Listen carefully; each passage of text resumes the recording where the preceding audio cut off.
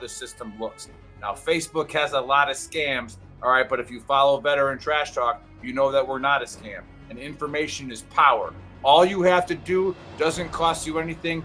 Scan that QR code right there. I think it's right there. It's something like that. Yeah, that'll take you to Veteran Trash Talk. Go to the events and say interested in going, all right, to part 2 of Army Veteran Ken and financial security. We'll see you then.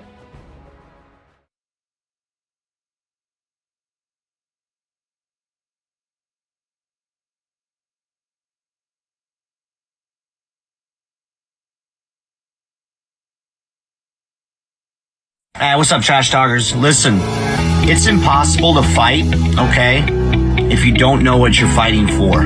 Does that make sense? Like, if you're in the dumps and you're struggling with mental health, things of that nature, it's going to continue tearing you down, all right? Because you're consistently trying to fight something, which is that demon, which is usually something from the past, right? Maybe that why needs to be fighting for your future. Let that be your why. Get the hell up and start fighting for your future. Stop fighting things that happened in the past. Easier said than done, right? Go seek help. It's okay not to be okay. A lot of people need to hear this. You are more of a warrior and a fighter if you stand up and say, hey, this has to stop. I need to go seek help. The stigma, everything has changed. It's okay not to be okay. Here is a firm believer in all men are created equal, but not all men live equal. That is why there's a certain select number of people in the DoD who decided to jump out of airplanes. And yes, we are better than you. 100%. Now, don't be the first triggered pansy to say, well, airborne's not relevant. You haven't jumped since World War II. Well, that's not accurate, for one. And two, it's like having a jalopy or a 68 Mustang. Well, a 68 Mustang's no longer relevant. Doesn't matter. It's still a better car than yours. So take it easy this National Airborne Day and just accept that we are better than you. So, 2 things for today's Honesty Cap. First thing, how do all my boys from the 101st feel knowing that the Army decided that instead of actually making you airborne, they would just create a whole new division that's airborne because you just aren't cutting it? It sucks. Thing number 2, for all the folks that were like, oh, airborne is irrelevant, doesn't even matter. They're making a whole new division of just airborne people because they're relevant. Think about that. How's that feel? Does it hurt a little bit? I hope it hurts a little bit.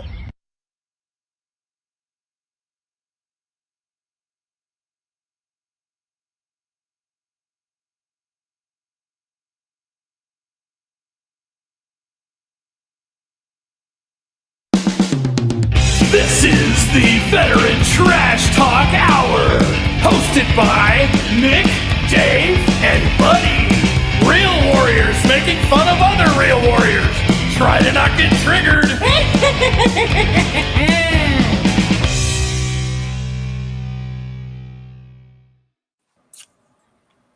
What's up, everybody? This is the Veterans Trash Talk Hour, and that introduction was a lie because it's not going to be hosted by Nick, Dave, and Buddy because Nick and Dave are both gone. Dave is out wasting time. I'm just joking. He's not wasting time. He's celebrating his mom Jerry's 70th birthday. Happy birthday, Jerry. Hope you're having a great time. And then Nick, on the other hand, is just being a piece of shit, and he's going to be late. So that can't really help that. I don't know what Chris is doing. Anyway, but welcome everybody to the Trash Talk Hour. Today we've got Tom, Joe, and Cliff. Everybody knows Cliff. He's been on several times. Mental health warrior. Cliff, are you in Italy right now, or are you back stateside? CC, still in Italiano. All right. Well, living it up, loving it. Introduce his or talk to us about his resiliency minute here for a little bit, and then we'll talk to Tom and Joe. So, Cliff, go ahead. Hey, first of all, as you can see, I'm joined by the hatchlings and the bull. So if you watch my mental health minutes I do and my mental health breaks, they often join me in doing it. And it's very important to, just find inspiration or just, laugh at yourself every now and then. So what you can't see is I'm wearing Quit Being a Trigger Pansy shirt. And what I want to say is there's a lot of things going on in the world right now and a lot of crazy stuff going on, but don't let the little things trigger you. Stay focused on your goals, take care of yourself, and just realize what's important, because sometimes we get all too wrapped up in the noise around us and we forget what's important. So it's very important, just like I'm doing this month. I shut down from social media. I take a break the month of August, kind of regain myself from doing podcasts and everything. And that's so important to do. And I think in today's society, we forget that sometimes. So as Bull would say, leave it alone and forget it for a while. So go ahead and just kick back, relax, and you know what? Shut your phone off and just enjoy life for a minute. And that's so important to do, and it'll really help your mental health. And you know what? Drink a beer, drink some of that good 10th Mountain bourbon. I've got most of my Italian friends addicted to that, so I'm getting a little subtle service bringing it back. Everybody comes visit me has to bring bourbon. So hey, it's gonna be a great show today, and I'm super happy to have Tom on, a good friend of mine, and also Joe. And buddy, I'll send it right back to you. Yeah, well, first of all, it's really weird because usually you're the one that does the introductions anyway. But I am going to go ahead and introduce Tom Cambell and Joe Buccino. So both of these guys, just so you guys, everybody knows, they're both comedians. One, Joe, is a retired colonel, and two, Tom is a retired sergeant major. Now, as an enlisted guy, I've got to tell you, Joe, I have no idea what officer humor sounds like, because what we think officer humor sounds like is like you guys just sitting around at a meeting and you're like, Yeah. Hey, I got one for you. 3 fonts walk into a bar. Bartender look up. It's Calibri. Fucking hilarious. And then Sergeant Major humor is generally fucking evil and hurts other people mentally and physically.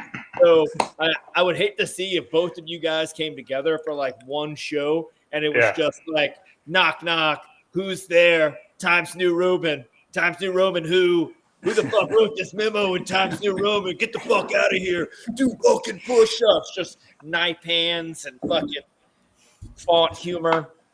Yeah. Anywho, Yeah. go ahead and talk about what you guys actually do, and tell us how people can take part. Yeah. Let's get into it. You want me to get into it? First of all, like it should be said, I've been on this show before. So You have. if people don't know. You have. We should talk about that. We should definitely talk about your last performance on this show. Super funny. It was a wild one, wasn't it? What year was that? That was 2020 or 2021. I want to say it was 2021, but it was pretty. You were one of the first 100 guests, I think. You and you had a co-guest. But I came on after that. Yeah, I've come on, so I've been on twice. But yeah, that thing got, man, I don't remember that woman's name, but that thing went high right on us pretty quickly. Yeah, well, that was the one that I think Nick ended up having to call IG about. And I don't know all that. I know this young woman just needed a lot of attention. True, very true. He was like on social media. I guess there's no point unraveling the whole story. It was very strange, and I feel like I set your organization up. Be that as it may, I should have vetted that one a little. Well, closer. At the end of the day, so how do you go? How do both of you go from careers in the military to because there are funny people in the military. There are. Well, let me just say that. Yeah, there are. There's a big difference between stand-up and art humor. So my situation was that I've always had, as you could probably tell, and you ask anybody, a non-standard personality to be an Army officer, particularly to be a senior Army officer. And so, I was leaving the Army, and I was in Tampa. I was retired out of CENTCOM, and kind of on a whim, I did an open mic night there at the Tampa Improv. I just kind of went up there. Yeah, called over there, and I decided to do this 6 hours prior. I called over there, and they had a feature show, and they said I can. I said I'm retiring. They said I can do like 6 minutes. I went up there and I told this story for about 4 minutes about how I was leaving the Army, and it did really well. I didn't really do it again in Tampa, but I landed here, and 5 months ago I started doing it. I got good very quickly, and I started doing feature shows. I started getting paid to do it. And now I'm organizing shows for the USOs here in Virginia. Yeah, on Poster, Virginia. Yeah. And Tom, what about you? How does a sergeant major go from one to the other? Yeah, so I actually started while I was still a sergeant major. Actually, I was a garrison sergeant major over in Hawaii when it all started. And years ago, like way back when I was a young soldier, I used to do open mics and what have you. That was the extent of it. Well, then I had some brain injuries, and Cliff knows my story. Actually, last time I was on here, I'd shared it. Went to a very dark place and tried to off myself. And but when I had the brain injuries, I couldn't. When my brain was really, it's still screwed up. But when it was really screwed up, I couldn't talk good. I couldn't control my emotions, all that good stuff. But anyhow, Josh Blue was one of my favorite comedians. And he had come when I was the CIMT sergeant major in IMT. He came and did a USO show in Virginia, and I volunteered to escort him around just because I liked the guy. And when I was a garrison sergeant major, he came over there and did a show. And so after the show, he invited me to go have a drink with him and the comedians that opened for him. So we're sitting at the Hilo Town Tavern, and at the table was Jose Figueres, who was the promoter that brought him over. Me, Josh, his wife, comedians around the table, and then Teresa was sitting. I know she's sitting between me and Jose. But anyhow, so Teresa, my wife, she brings up, she goes, yeah, he used to do comedy a long time ago. And I'm like, man, don't say that here. I mean, I'm at a table full of comedians. I'm like the kid that don't fit in. Right. So Jose said, hey, we're doing a show in Kona tomorrow. He goes, you want to come? I'll give you 5 minutes on the stage. I said, man, I ain't been on stage in over 10 years. He goes, hey, look, if you're scared, you're scared. All right, you want to pull your punk card? I got you. So we drive over to Kona. I'm trying to remember jokes I'd written 10 years plus ago. And I'm a storyteller comedian. And one-liners fuck me up because I can't. My short-term memory really sucks. But anyhow, we go get something. What's that? Oh, yeah. So we go over to Kona, get something to eat. I Google my bar where it's going to be, and when the pictures pop up, we find out it's a gay bar. I said, oh, God, this is not going to go good. I'm a redneck telling redneck stories in a gay bar in Hawaii. This is going to go over like a turd in a punch bowl. But anyhow, so we get to the show. Oh, crap, his name just popped out of my head. Was before me. He put me on behind Andrew Joyce. Andrew Joyce, real flamboyant comedian, bounces around the stage, what have you. I'm like, oh God, now I got to follow this guy in a gay bar in Hawaii and tell redneck stories. But anyhow, I got up on stage. I mean, it was laughs from start to end. And I think they were laughing at me, not at the material. But anyhow, it turned a light on that I didn't know how to turn on again. And so ended up, Jose, after the show, Jose told me, he goes, hey, look, man, I really only did this as a favor because you're buddies with Josh Blue and you're the garrison sergeant major. He said, but you're actually pretty damn good. And you got a good stage presence, so I'd like to promote you. I said, okay, whatever the hell that means. So then this thing mushroomed. A month later, I'm opening for Sam Talent, and then it just continued mushrooming. That's a good comedian. But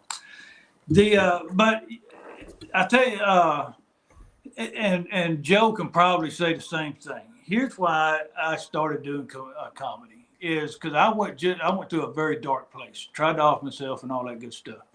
But one, getting on stage is therapy for me. It's not just necessarily the entertainment part. There's therapy in it for me. One, get in front of people trying to catch strangers' attention and hold that attention for, however long, whether I'm headlining or feature or opening. But if you can have the crappiest day of your life and you showed up to the show because you bought the ticket in advance, you don't want to waste your money. If I can make you laugh for 20 seconds, that's 20 seconds. I just took you out of that miserable place you're at and put you in a good place. That's what drives me to keep doing it. But there's therapy in it for me. I ain't gonna lie to you. Yeah, Sam Talent, he wrote a kick-ass book called Running the Light, a really That's kick-ass novel. Actually, So I got right on the shelf over here. I read that before I saw, but he's like outrageous. Like he's one of these guys that's on like in the Joe Rogan universe. But when you mention this, so the first time I ever did it, it was in Tampa Improv in Ybor City, and it was like an all-black crowd. There weren't that many people there, but there were like 15 people there, all black people. And it was like, it's a bad part of Ybor City. And I got up and I didn't, before I told the story, I got up and I said, I don't know how this is going to go for me because in my act, I say the N-word a lot, like a lot. And everybody just started laughing. And I said, look, I've already dialed 9-1 and I'm just waiting. And then again, they started just a wave of laughter. Then I went into the story. I kind of had them loosened up. So I guess I won that crowd over. And then I got here to Virginia. And so there's a show in this place called Rock Bottom Brewery. It's in Bethesda. Well, it's in Bethesda, Maryland. So it's like 45 minutes from here. And the guy said he would give me 3 minutes, do 3 minutes in front of a big show. And he runs a big show. His name is Kurt Shackelford. He's a good guy. And so I took my wife with me. And we were coming up on 22 years of marriage, and I opened up. And I didn't actually have any jokes written that would go 3 minutes. But I opened up and I said, I got my wife here with me. We're coming up on 22 years of marriage, and I said I've got a lot riding on this 3 minutes because 22 years ago I gave my wife the most disappointing 3 minutes of her life. Just everybody started laughing, and I said, I just hope I don't start crying this time. And again, everybody started laughing. And then just a couple other things, like I was pointing stuff out. I did, and then the guy said, "Come back and do 5 minutes." I came back and did 5 minutes, but he said, "Write jokes," and I wrote jokes about coming out of the Army, being in the Army. I did 5 minutes. Then he said, I did even better that time, and he said, "Come back and MC the show," which is 10 minutes, and I came back and did that. And now he's going to have me do 20 minutes as like a feature. So I don't know. And I don't have that much. I don't have 20 minutes worth of stuff to say. So I'm trying to start writing. Yeah. What's the process like for, like, I know that there are a lot of comedians that just get together with other comedians and just have conversations and things come up. And then they just kind of like share those stories or jokes. Or do you guys talk with other people and write your material, or how does that work? Actually, and I'll jump on this one. So when I write a joke, I mean, one, you don't know if it's going to work until you test fire it. And I learned this in Hawaii with Joe Figueres. Jose Figueres. So it was an open mic, but it was all comedians that would show up there. And it was a very small venue. It was actually in a hookah bar. And so we would go up there and try jokes out, and before we took it to the big stage. And if it flopped, all right, we got to go back and rework that damn thing. If it hit, okay, then we'll go try it on the big stage.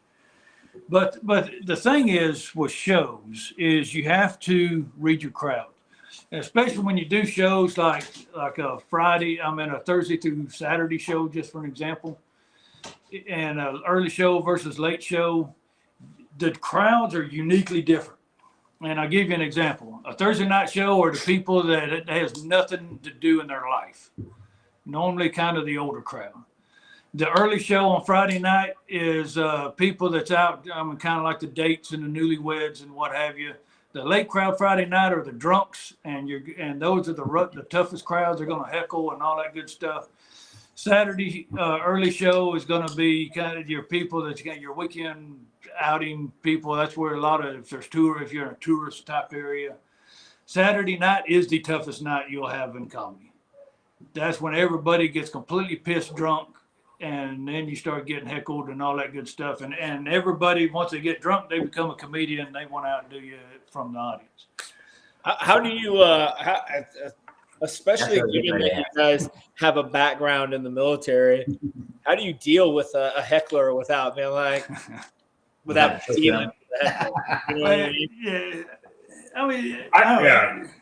Go ahead. I've Joe. been talking shit. I've been talking shit for 28 years. So I mean, like I did the show in DC last night, and it was good. It was good, but there was like this it was a young crowd too. But there was this older white couple that I think they felt like they wanted to be like part of the show or some shit.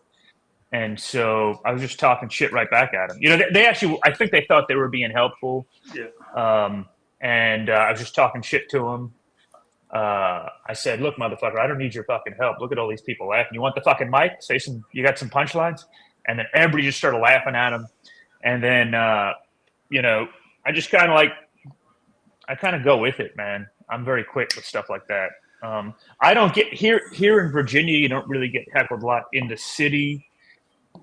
Sometimes people, I think, feel like they're part of it because in the city, the way they run the shows, they push everybody because it's like it's a seating issue, right? You're doing it at small venues, and these venues got to make money, so they push everybody to where they're like right in front of you, and they push everybody up, and then you know, people get fucked up, and they feel like they're part of the show. So it doesn't really throw me off. You know, it doesn't throw my timing off because I'll just talk shit at them. You know, Yeah, I don't like it. I don't like it, but it doesn't bother me. I mean, it's a tricky road to take, is because you can't, if you attack the audience, you're going to turn them off.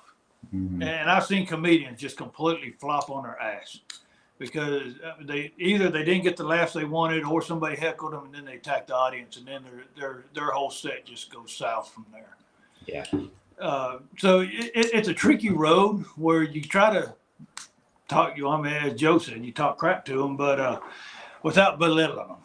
Because once you cross that line, then you start turning the crowd off, and once you turn the crowd off, man, it's a challenge getting them back. Yeah, they got to like it. About hosting. Yeah, they got to like it, particularly if you're in the host slot. You got to be a little bit.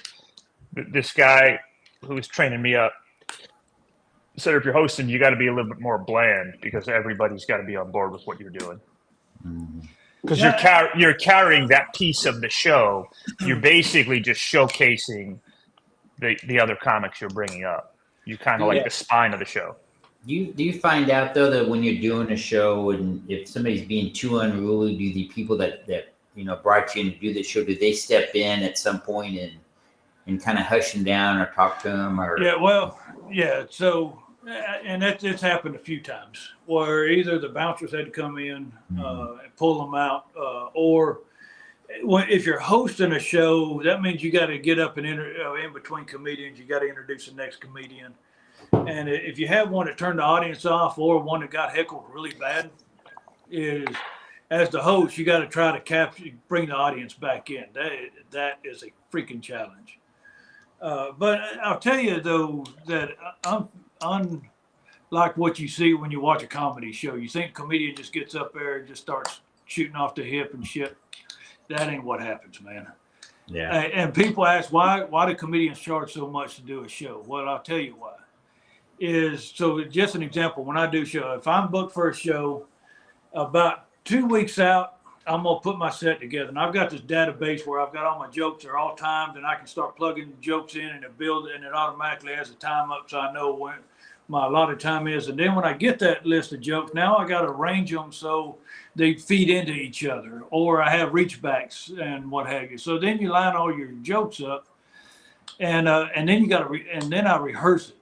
I will go through that set probably 4 times a day from start to end every day for about 2 weeks. But then when you get to the show though, you got to read your audience, and I can't tell you how many times I rehearsed this damn thing and my memory sucks. So if I go out of sequence, I'm all screwed up. But you read the audience like, man, this joke is not going to work with this audience here. And that's the variable that you can't control. You don't know who's going to show up at the door when you get on until you get on the stage. Yeah, I don't know, man. I just go up and start talking shit. I don't really get that involved. I've got some things I wrote. I write some stuff down, but for the most part, I have this opening thing I do, but for the most part, I just kind of like go in and out. I cycle in and out of things that I have in my mind. Yeah, I'm not quite that detailed. A lot of people, there are different types of comedy, I guess, Yeah. A lot of people go and they're just like, well, yeah, I went to a comedy show and I laughed. And that's about the limit of most people who, I guess, enjoy or take in comedy really know. And like you guys have already said, like, Joe, you just go up kind of shoot from the hip and tell stories and or make fun of people. And then Tom, you're a storyteller. How many different ways and how do you, if say you're the platoon funny guy, like you're just, everybody thinks that you're the funny guy. And at some point you're thinking about going out and doing an open mic or whatever. How do you, I guess, focus yourself into what kind of funny you are and then work off of that? How does that happen? Well, so once you figure out what, well, let me back up. The best advice I can give is fucking go to an open mic and see what happens. Yeah. I mean, that's the best advice. And then from there, though, even if it doesn't work out for you the first time you go in there, and open mics are actually hard, especially if you go to an open mic that's not just comedy, but has people you can do anything in there. Those are the hardest open mics you can do. But anyhow, just go on the stage, see what works, and even if it flops, don't give up, because now you know what doesn't work. Is then go back and now start creating your jokes to be able to one, they blend into each other or feed into each other. But the best, actually, Bo Irvine. So he's one of the original comedians from Hawaii, and getting on his stage is hard. He's very particular about who he puts on a stage. One is absolutely no cussing, absolutely no political, no racist jokes, and which that Count me right out. there, Yeah, takes out a lot. Right, but Irvine. I guess I won't be doing that club. Well, Irvine told me one of the best advice. He said, "Here's the deal." He goes, "It's not that I'm not against cussing and what have you." He said, "But you can always tell a clean joke in a dirty bar, but you can't tell a dirty joke in a clean bar. So if your joke has to be dirty to make it funny, you just cut half your clientele away." Yeah. And so when he told me that, I went back and started rewriting my jokes, because my venue I'm kind of a mix between Larry the Cable Guy and John White. Is kind of my comedy. But I went back and rewrote all my jokes so where I could tell them without having to cuss and what have you, just so I can perform in clean bars and not just dirty bars. But anyhow, once you get that open mic, just start being creative, man, and just start writing jokes. And if a joke flops, don't throw it away. Just keep tweaking that thing until you make it funny. This guy's asking, Megan's asking, well, you know what? Yeah, I always felt, so just Megan's question to her, I always thought I could do it. I've always been like just pretty naturally funny. And, for me, it's like always thinking about what words pop into mind and word packages and putting things together and just being quick, always making fun of people, talking shit. And so, tried it over the course of about, I gave it a real try over the course of about like 5 weeks here. And I started getting paid gigs very quickly. So here in Virginia, it's a very saturated market, and everybody says the same shit. Everybody's got fucking porn jokes, fucking smoking weed, jerking off, and I just do different shit. I talk about being in the Army. I was working for Fox News. I talk about that. Been married 22 years. Talk about that. And so, for me, it differentiated me. But also, I started getting paid gigs. Some of these guys have been working for years and haven't getting paid gigs. So I got good at that stuff pretty quickly. And then now just, I don't know, sticking with it. For me, it's just about always trying to find an audience. Sometimes I make my own shows to get an audience. And then now I started doing these USO. We're doing a USO. If I can actually, maybe I could promote this one here. We're doing a Fort Belvoir. If anybody can get to Fort Belvoir, Virginia, Thursday, September 19th, we're doing a show at 6 p.m.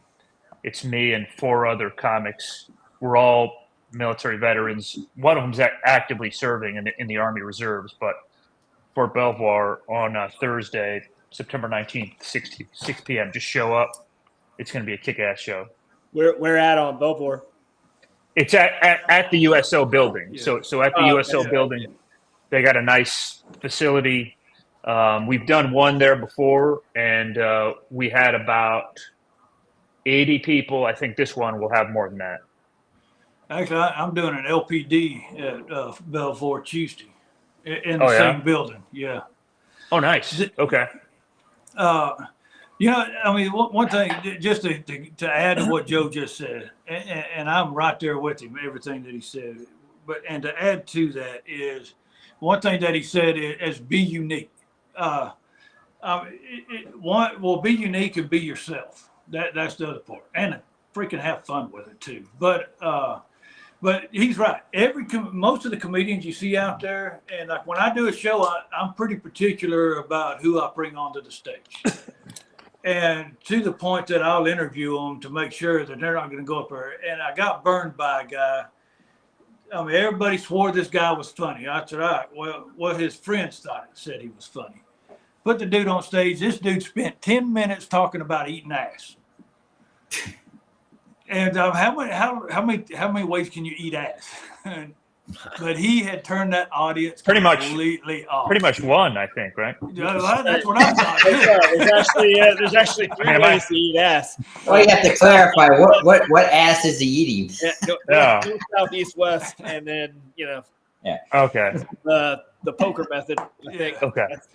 But after that, then I started being kind of particular. I mean, and again, I mean, off-kilter jokes I'm fine with, but if you only have one joke that you're going to try to drag out for 10 minutes, dude, I'm sorry, man. And you got to think, and Joe would probably say the same thing. You got to figure the promoter.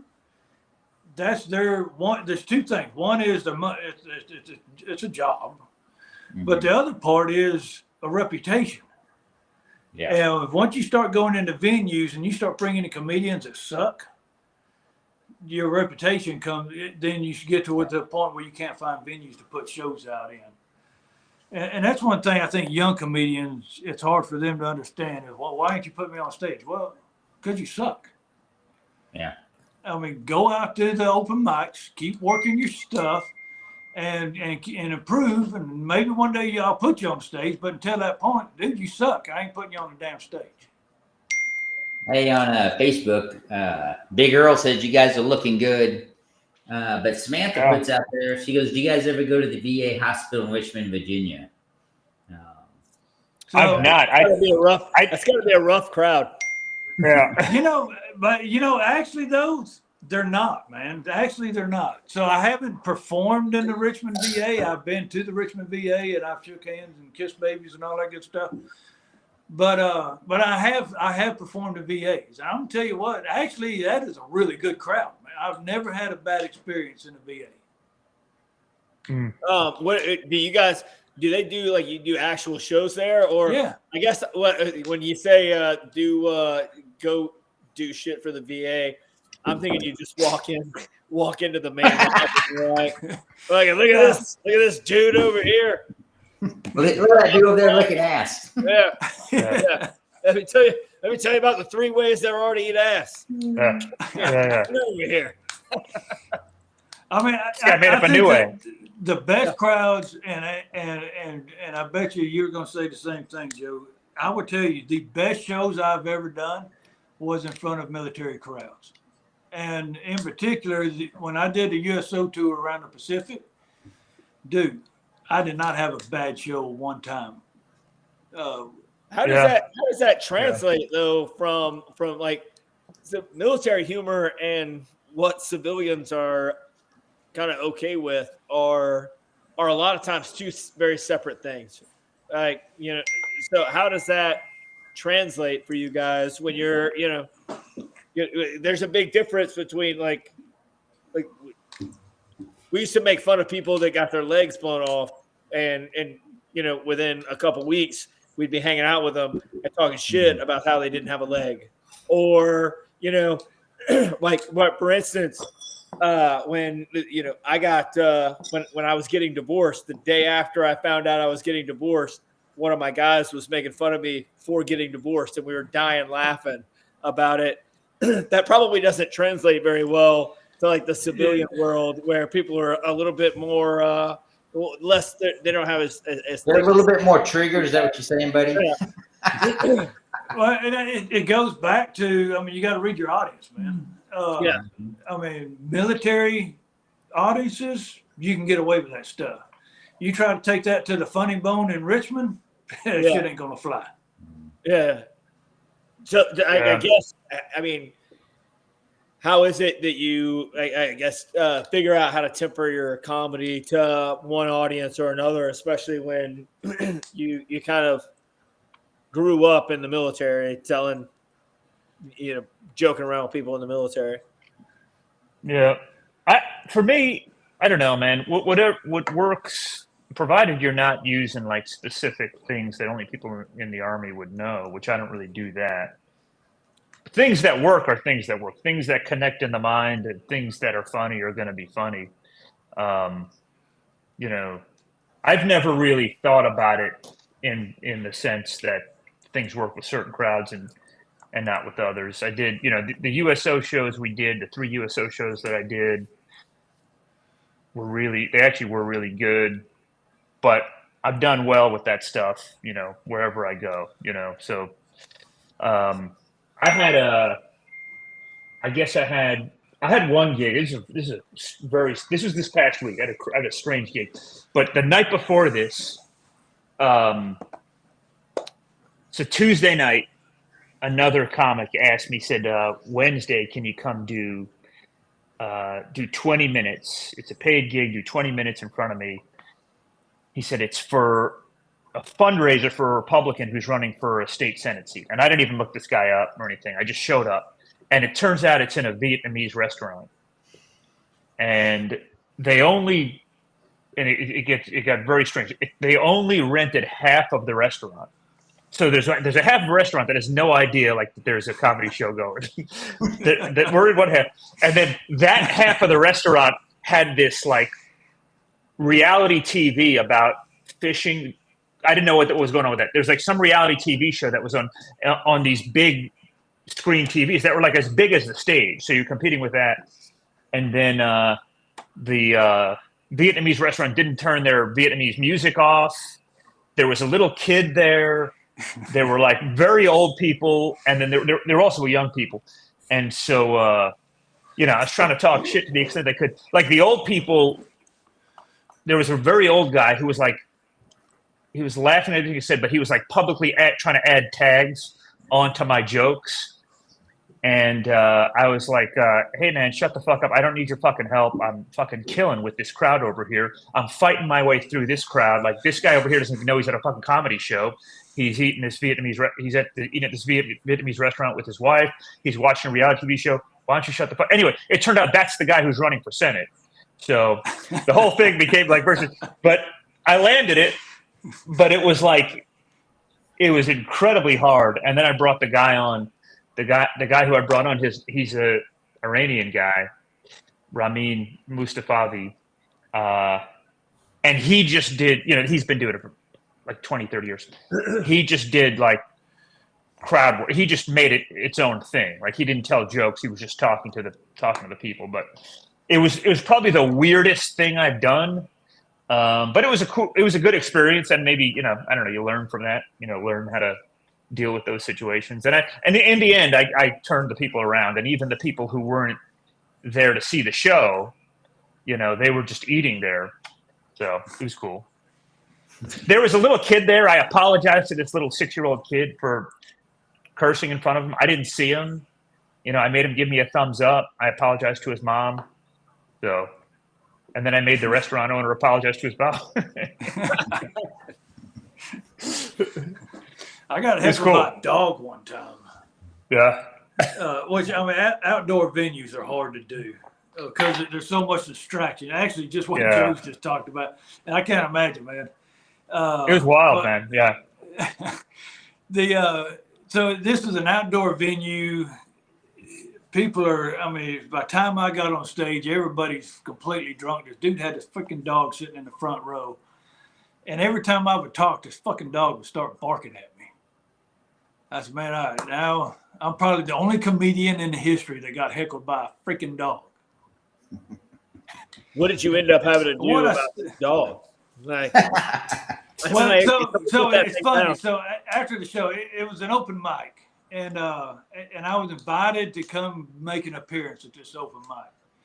And there were other comedians that I had worked with that was there.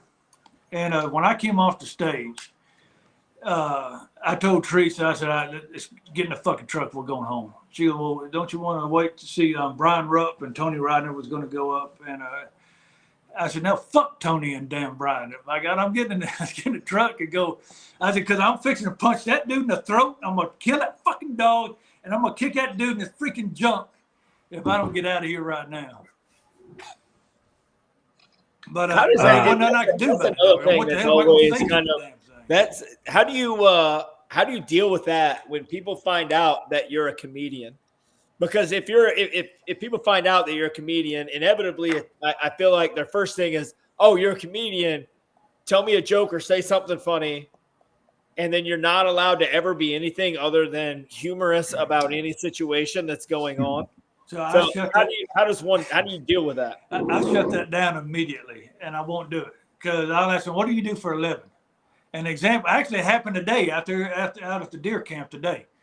The guy that put my roof on the house. He goes, hey, you a comedian, you want to tell me a joke? I said, how about you fucking build me a roof?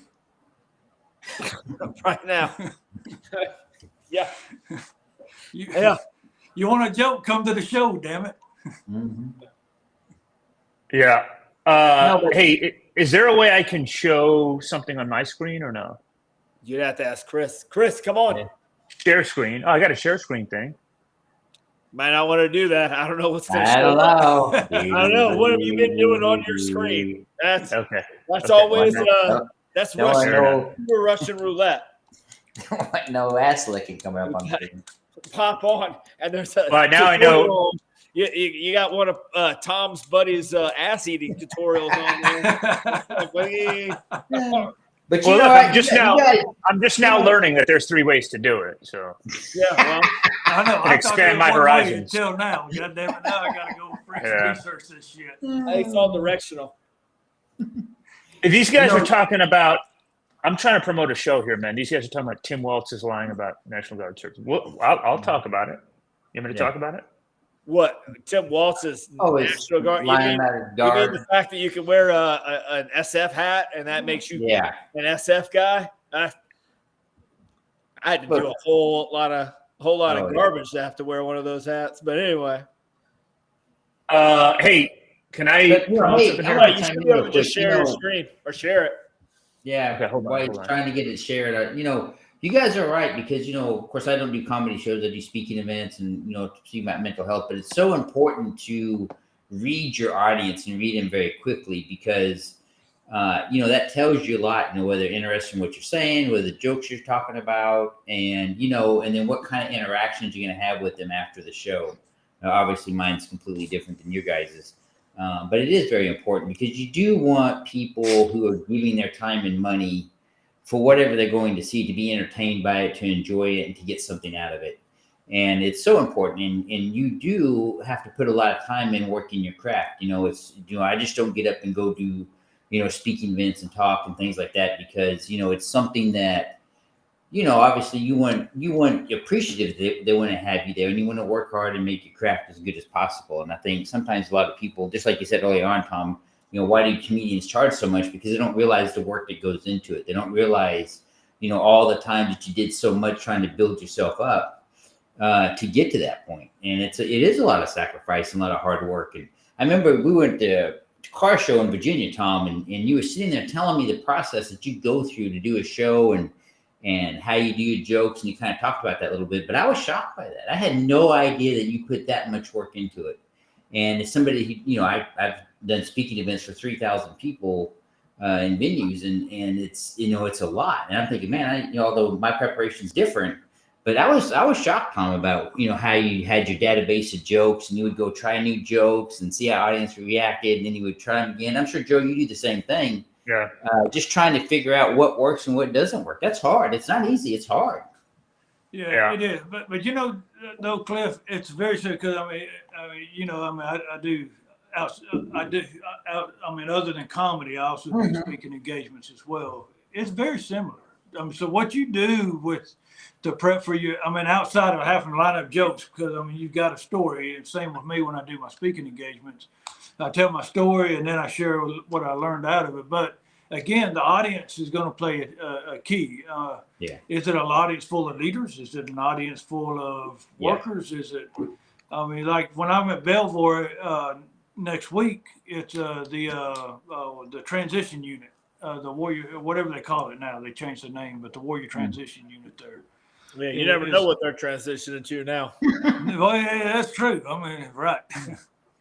But so I tailored my help-seeking behaviors presentation to kind of tailor to that audience that I think I'm going to talk to. I'll find out when I get there if I completely bottom out. Yeah. I went and saw a comedy show with Gilbert Godfrey, and that guy is freaking hilarious. But one comedian I went and saw that I was shocked was, the guy that played Screech on, I think it was Saved by the Bell. I saw him in a show. That guy is freaking funny as hell. I don't know if he is now. This was years ago. But, man, that guy was funny as shit. I couldn't believe it. Who is that? The guy that played Screech on Saved by the Bell. I can't tell you his name. Is this Diamond something? Or? Yeah, Dusty Diamond or something like that. Yeah. His show was raunchy as shit, but it was funny as hell. Holy crap. I was in tears laughing. Oh, man, looks like he died 5 years ago. He did? Oh, Gilbert Godfrey? I think so, yeah. Both of them are dead. Oh, really? Wow, Yeah. Oh, yeah, that's right. From Chicken Hot Tub or something, right? I don't know. What before we get off. Faceman wants to know if vampires are real. I'm going to visit the Transylvania Castle and stuff at the end of October with my brother, so I'll come back and report after that trip. Oh, yeah. You got to let us know if they're real or not. That's right. It's like a 5-day trip we're taking over Halloween. I think vampires are real, but they take blood out of people's butts at this point. That's the fourth way. Fourth way. Yeah, I'm about to spit my beer all over my computer. Joe, are you going to promote your show or what? Let's do this. I want to. Do it. So I already talked about, but I just want to say it again. Share it, he'll approve it, Joe. Okay. I can't do it. It's not letting me do it. Oh, just text, if it's a flyer, send it to my messenger and you can pop it up maybe. Hold on a second. Hold on. Let me do this. Share.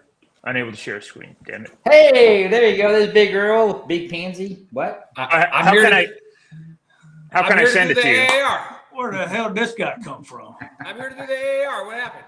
You guys got to do the show over again. Well, you never missed it, man. I know I missed it, but I put the two best people I know to replace Dave and I on the show. So, and Buddy not better looking. Well, I don't know.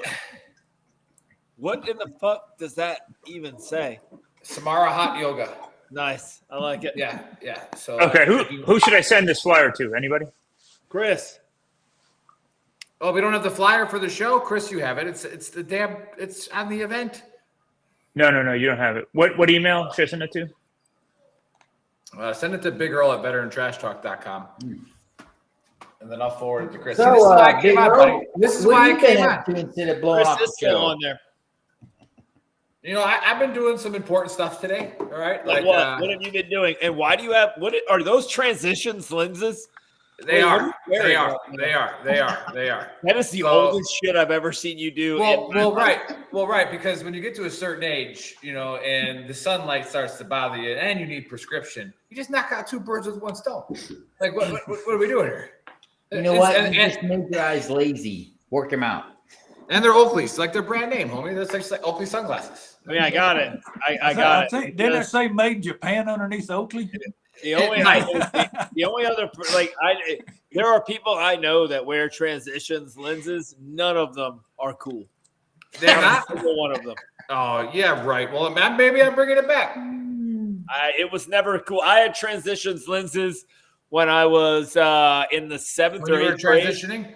When I faked an eye test because I thought Buddy is actually the having first glasses female to be Green Beret. harder. So yeah. It's pretty awesome thing. But no, like I said, we were doing busy stuff. Dave's out there with my favorite person, his mom. Mom, who's 70, by the way. Yeah, happy birthday, Dave's mom. I know we celebrated last time I saw you, but we can't talk about that on the air. But it's really really nice, but we just needed Buddy to come out of his shell, right? So we wanted to see if he could host the show. Oh, so we set me up for failure. Cool. No. I set you up with everybody. You can't fail with these guys. Yeah. I mean, No, true. all right. Except for I didn't read the script, so that was a failure on your part. Oh, you didn't read the script? Not until the day. Oh. Bull says that's bull. That's bull. There's the bull. Hey, but Joe, how you doing? How's the comedy tour going? Hey, there we go. It's There's going a well. fire. Nice. We got it. Wait, Joe, are you wearing transitions lenses in that? He is. He is. Yeah. So it turns out, buddy, you're behind. Yeah. You're behind. So I don't know how many stages you got up on and talked and made people laugh, but the guy with transition glasses did. Just crushing it. Yeah. Hey guys, real quick. Samantha on Facebook chat says, "Can I ask what you guys did in the military? I'm sorry, I'm new to the show." So I was a warrant officer, so nobody knows what I did. Yeah. I don't think you knew what you did. But Cliff drank coffee. Yeah. Well, Samantha, as an Bitched infantry about guy, everything else. as an infantry guy, I'd love to say that I just shot people in the face all day, but I mowed a lot of lawns. All right, it's like it's just, and I edged a lot of courtyards, with e-tools. That's about what I did. All right, so like, hey, do we have any? Should we hire people for that? Yeah, it's you. Right, so. Hey, before I jump off, let me just talk about. Can I talk about these 2 shows? Yeah, please do. Okay. Thursday, September 19th, Fort Belvoir, USO. You go to the Fort Belvoir USO building at 6 p.m. Just show up. We have a kick-ass show there. And then Friday, September 27th at 8 p.m., if you go to the John Lyon VFW in Arlington, we got 5 of us who are going to do a kick-ass show. So Friday, September 27th at 8 p.m., the John Lyon VFW in Arlington. Those are the 2 opportunities. It's 5 military veterans. We do a kick-ass show. It's going to be good stuff. Free shows. Just show up. At Arlington for the 27th, 28th weekend. So, awesome. I may stop by. Cool. We'd love to see you, man. Let me jump. I got to go to my next thing here, but No, yeah, Joe. Sorry I couldn't make it, but no, I'm glad you come on and promote it. Hopefully, we can get some people in the seats for you. That'd be super awesome. Definitely appreciate it, fellas. Thanks so much. Awesome. It's nice meeting you. You're nice talking to you again, Joe. Always take care, guys. We'll see you. Thanks, bye. Don't touch any butts. I won't. I won't. No butt slapping at concerts. Hey, did that come up? Did that come up today? No, just for a little bit. Just a little skosh. Just a skosh. Tom hey, didn't buddy. bring up. Hey, buddy, you want to have another 2-hour show tonight? Yeah. Turns out we were right. Do what? Turns out we were right about that one. Yeah. I mean, I don't like to throw salt in the wound, but here you go. How's Fort Tom Cambell looking? Are you? Hey, man, Fort Campbell, Virginia is established, complete. If the Russians come up the creek back here behind me, I'm going to hit them. Once they pass they get in the creek is the indirect fire line. Once they cross the creek, that's the FPL. I'll start hitting them with direct fire. I've already got the positions up in the roof, so I'm protected. Russians come in. How shitty is that if you're the enemy? You know what I mean? If I don't kill you with my my knowledge of warfare, I'll just kill you with comedy. So I do have a functioning cannon in it here, and I just got my flagpole. I just got the flagpole put up, so now Fort Campbell, Virginia, is officially established. Nice. Are you gonna fire the cannon off every morning and every evening when you bring that flag up and down? I know that. Yeah, the neighbor's probably gonna get pissed off at me when We gotta do a show from out there. Tom has a cannon, a real cannon that he can fire underneath his flagpole.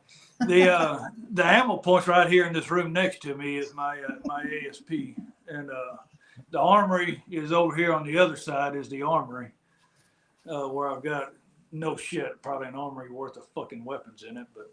Hey, you don't want to talk. Hey, we got a lot of people watching right now. Be careful. But hey, what about hey, Buddy's got to go. Buddy, we love you. Hey, I'll see you guys later. I gotta go do a birthday party. You can't miss timelines when royalties. He's married now. His leash is short. Yeah. No shit. For real. Right. All right. I'll talk to you guys later. Cliff, it's good seeing you, Tom. Hey, nice seeing you, buddy. You too, buddy. All right. For sure. Let's see here. Oh, is Hey, Face Man trying to? true, I think Face Man was trying to come on. That sucks. But yeah. So what do you guys? Hey, Tom, tell Samantha what you did in the military. I think you didn't do it. Oh, yes. Well, I was an infantryman. I was one of them idiots that jumped out of airplanes. But now I grew up. A lot of my career as a sniper, and so I was right there with Big Earl there, shooting people in the face. I think you're a better shot than Big Earl. I tend to face my men chest to chest. All right, not hiding behind a wall. Actually, I hit a lot. I mean, when the bullets start flying, you hide. Yeah. Well, I was hit before the bullets start flying. Yeah. I was the one initiated the bullets start flying. Usually, that person dropped before they heard the shot. So, well, I want to thank Samantha for her service. I think she was in the U.S. Air Force, so she works for the VA in Richmond. That's why she asked that question at the hospital. Oh, that's awesome. Thanks for tuning in. It's always good to have new viewers to tune in. Yeah, that is. And Kelly Ramirez, aka Ram, Air Force vet, says Big Earl sold Cosmo magazines. That is correct, but only to your mom's house, not yours. But bad joke. But no, love you, Ram. Hope all going well. So, no. Yeah. He was the homeless guy I found in Nebraska, and brought him on the show, and now he's popular. So you're welcome, Ram. That's awesome. Yeah. All right. Well, I think we can end the show. I appreciate you two coming on. If you don't follow the Mental Health Warrior, he takes off in August, so he should be going live again starting here soon. And just real quick, 2nd September, we're going to start off the new season, I guess season 4 now. We have a super guest that's going to be on. Lynn lined him up. I have co-host Lynn, Pacific Tita. It's going to be a great show. I do have several speaking events in September, and along with some other things going on. So, it's September, October is always a busy month for us. But, it's super excited. And, it's hard to believe, Big Earl, I've been doing this for 4 seasons now, and you guys have too. I mean, it's amazing. Yeah, it truly is a blessing to what it's turned into, and it's only getting bigger. And then the Shah of Comedy, did you say you got any shows coming up? Well, actually, I just did a show. I did a 2-star retirement. Oh, very nice. Is that the one one that we all know? Yeah, it's the one we all know. Oh, that's a lot of fun. Yeah, shared a lot of stories. Kind of put him on the spot a few times. Yeah, he's as far as I know, he's a great human being. So Hey, he is. He's a phenomenal guy. We gotta get Big Earl and Tom over here in Italy.